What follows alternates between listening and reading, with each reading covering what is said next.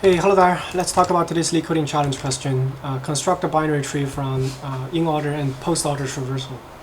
Given the in-order and post-order traversal of a binary tree, we want to construct the tree and return the root node to that tree. We may assume that there are no duplicates in the tree, so that every value here from the in-order and the post-order traversal can be used to uniquely identify a node object in the tree.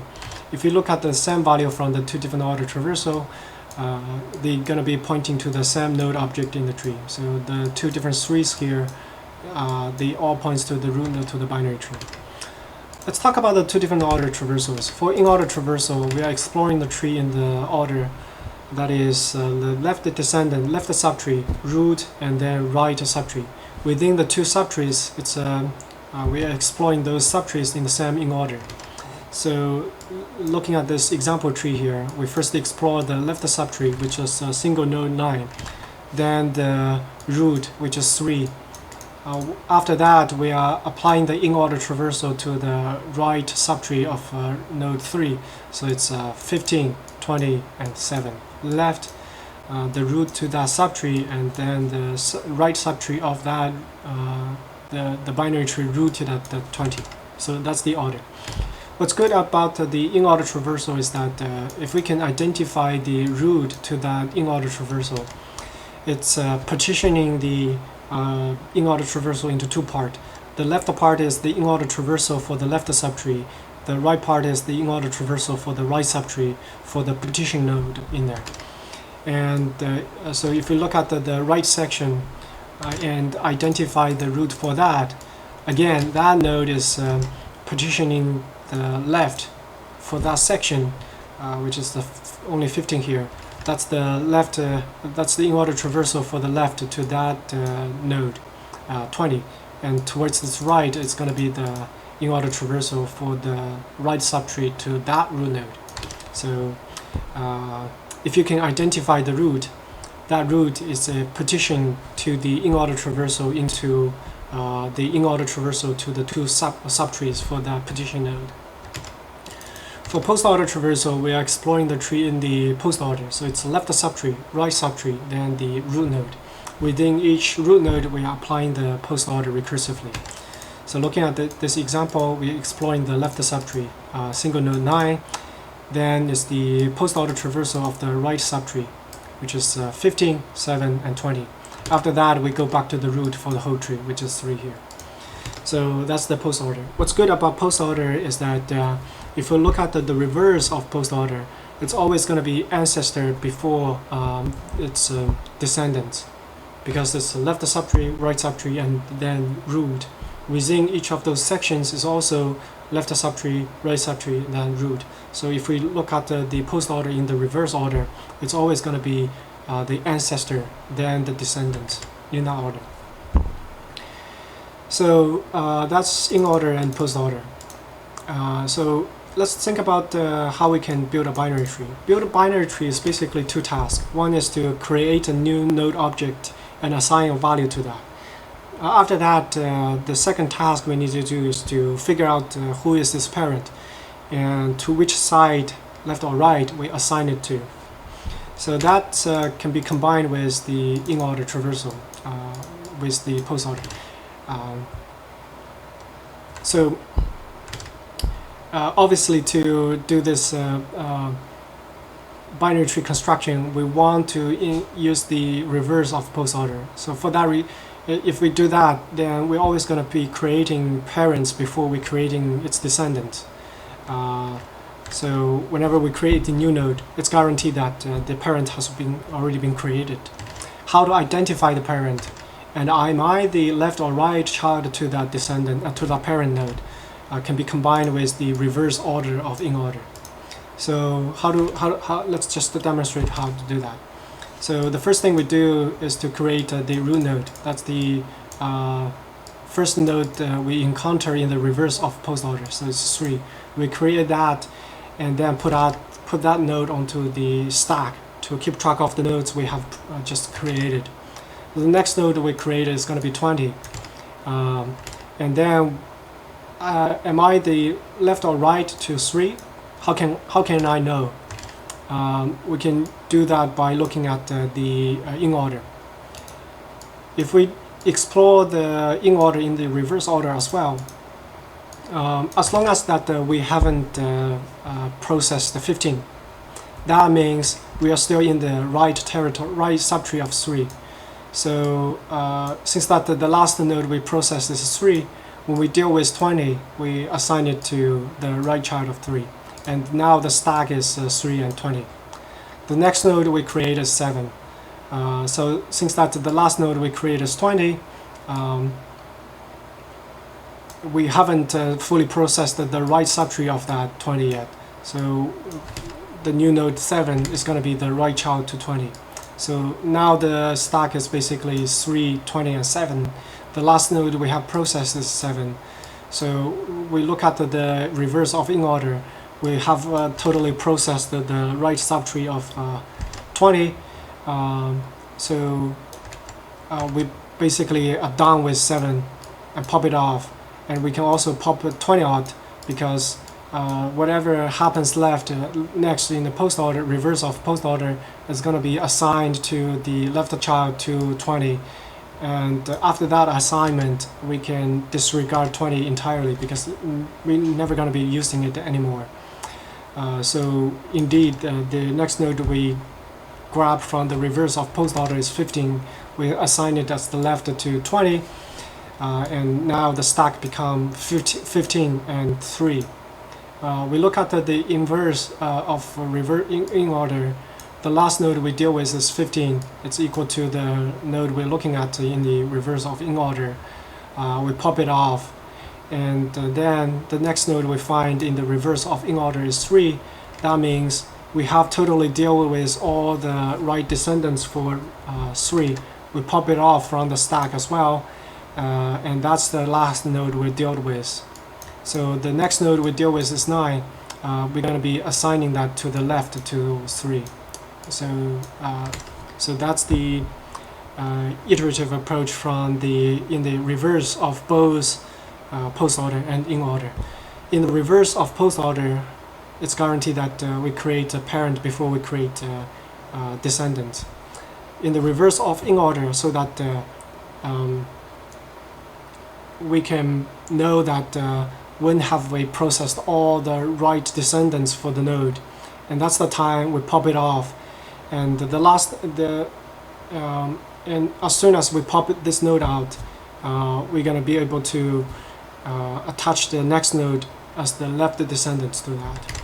So that's the summarization about how we solve this using the iterative approach, doing reverse order for both post order and in order. Yeah, so let's code this thing up.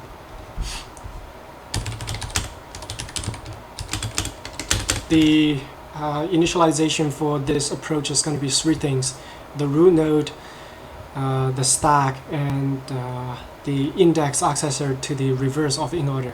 Stack is going to be holding the nodes we just processed, we created in the order. The root is the pointer we're going to be returning.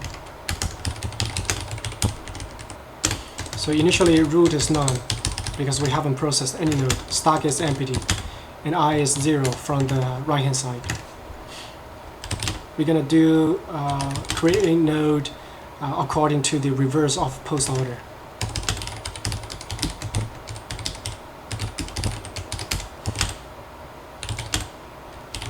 Two scenario. If the root node has not been created, that means the value we use to create this new node is going to be the root to the entire tree.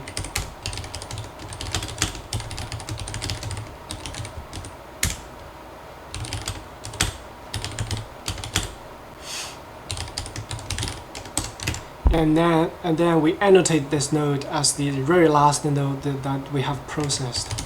Otherwise, it must be a node that we have to find its parent and attach it to. So for that, we turn to the reverse of in order to figure out do we need to pop off the node that's on top of the stack to find the rightful parent. To find that, we need to clear the stack until that the last node we popped out from the stack is equal to the reverse of the in order we are looking at. So if the last node's value is equal to the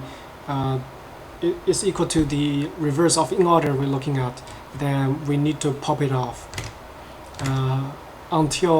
do this popping off until that we are looking at the node that we have fully processed its right descendants.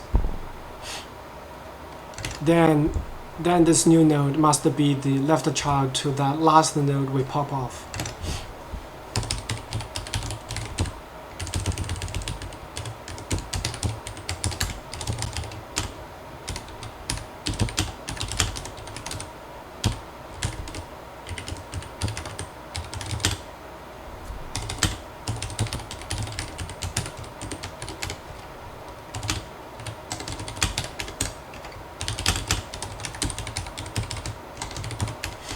So just try to explain this one more time because it's kind of difficult to understand. So the stack will be like 3 and 20 and 7 in the order. You know, we put a node onto this stack in the order that we created those nodes. Once we deal with 7, the next node we are gonna create is 15. So we need to figure out to which node we assign this 15 as the child. So we look at the current stack. The top of the stack, or the very last node we deal with, the same, it's going to be the 7. 7 is the current in order node we are looking at. So that means we have processed it. We have done with it. So we pop it off, and then the reverse of in order is pointing at 20, and the top of the stack is 20 as well. Since that they're the same, we pop it off. Then the top of the stack is 3, and the in order is pointing at 15. As long as the 15 hasn't been processed yet, that means we haven't fully done with the right descendants for 3, so we don't pop it off. And the last node we popped off in that process is 20, so that's telling us 15 has to be the left child to 20. After that, the stack will be 15 and 3, and we're looking at the 15 in the reverse of post order. Since that the last node we deal with is 15, it's the same as the node we're looking at for the 15, we pop it off. And then in the reverse of in order, we're looking at 3, and the top of the stack is 3 as well. And that means we have processed all the right subtree for 3. We pop it off. So the last node we dealt with now is 3.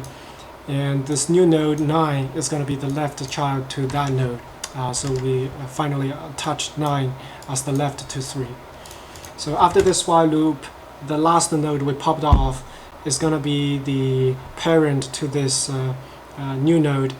And this new node is going to be the left child to that.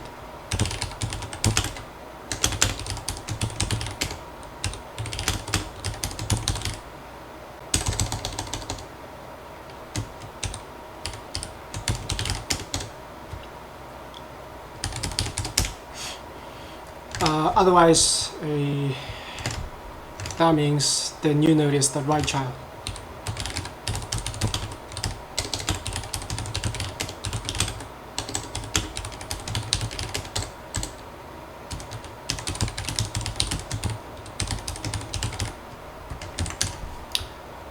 So this is the iterative approach of solving this problem. So we are looking at the reverse for both the post order and the in order.